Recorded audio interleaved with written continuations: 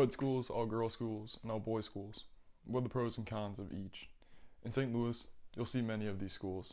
It's very common, and there's not really much debate on the topic. Now, with all girls schools, you could argue that there's some great evidence to back up those schools, and the system is very beneficial. Now, with all boys schools, that's where the question arises.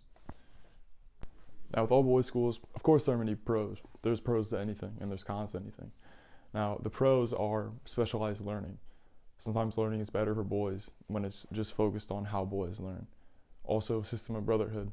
And there's a long tradition of that here at SLU. But really, the question that arose for me was, how does attending an all-boys school affect the boys who attend SLU and their understanding of gender roles and relationships?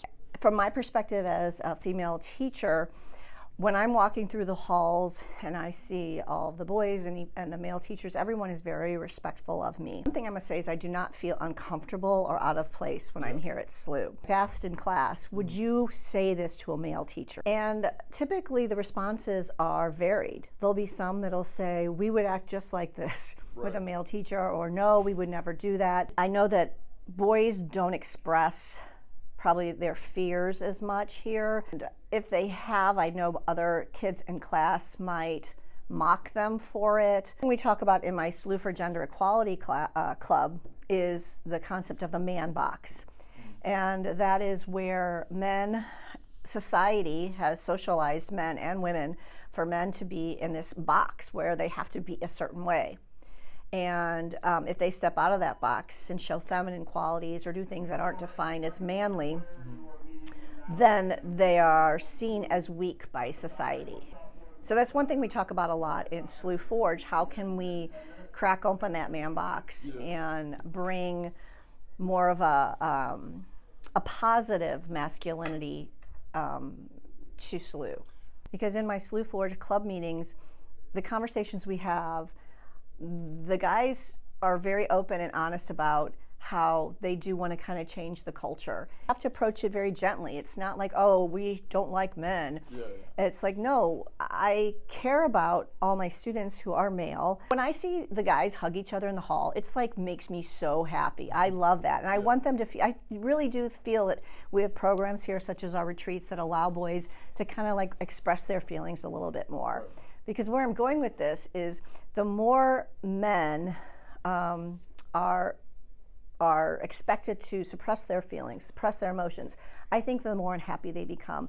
And then that can lead to maybe domestic violence. That can maybe lead to them self-harming because they think they need to do what society says a man should do. I think there's a lot of ways to think about it. Like on the plus side, I feel like what I notice at least is that guys have a chance to kind of like try on different masculinities. I think there are opportunities for people to explore different ways of being a man and being masculine. I think there are different faculty members that show different ways of being a man in the world. We are missing really specific voices. Like you're missing half of our population. So I think that if there are guys who maybe don't have friends who are girls or sisters or strong females in their family, they might kind of have a differently, maybe like a warped view of what it means to be a woman. I know there are some studies on single-sex education that show it's really beneficial for girls, but I don't know about the relationship aspect, and I don't really know about the male perspective.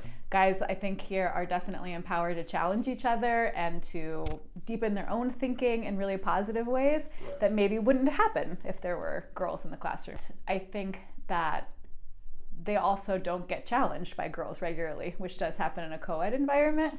And I think that can be a really beneficial experience just to know, like you're saying, I have a different perspective or there's a different way of looking at this.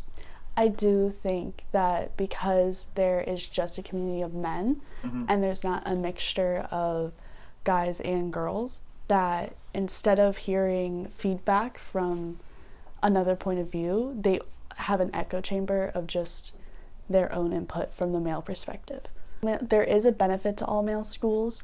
I think that it provides a space for guys to not have to worry about relationships and having to impress girls and having to one up another. I think that there is a purpose for them, but I think that it is hard to be done well. I think that if there's a stereotype about women particularly, then because it's all guys, there's a lower chance that a woman is there to like stand up to it and be like, that's not true. However, I do think that even if a female teacher stands up to it, it won't necessarily make a long-term effect.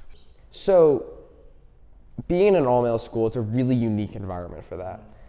The issue is we really only get one side of the story. So it has a very negative effect on kind of your understanding of gender roles. And I would say if students don't move away from that or try and gain an understanding of the other side of the story, especially being in an all-boys school, it can lead to a really one-sided perception of things. Because if you only get one side of the story, it leads to often a negative perspective on the other gender and can lead to stereotypes and just unhealthy generalizations. It's important to learn about it and really try and gain an understanding. It's an echo chamber. I mean, nothing good really comes out of only hearing one side. Here, you'll hear about someone at, say, maybe an all-girls school. They can't defend themselves. And so that stereotype's just going to keep getting reinforced and reinforced and reinforced. That's kind of where the role of SLU Forge comes in, because we're trying to stop the spreading of stereotypes. Part of what makes SLU so great is its brotherhood. Now, with this brotherhood, we are missing half the population. Like Dr. Scarpino mentioned, we're missing the other entire half of the world and their perspectives. And oftentimes, like Stephen and Amelia mentioned, it can kind of turn into an echo chamber. And our perspectives and our understandings are just echoed, and we have no one else to really comment on them. Now, I don't think SLU should go co-ed. I don't think that's the answer at all. I think some possible answers would just be, simply put, more education, more conversations on the topic. Now, each person I talked to and interviewed had different perspectives, but at their core, their talking points were the same. Some change needs to happen, and at SLU, I think we need to better educate the guys who attend SLU.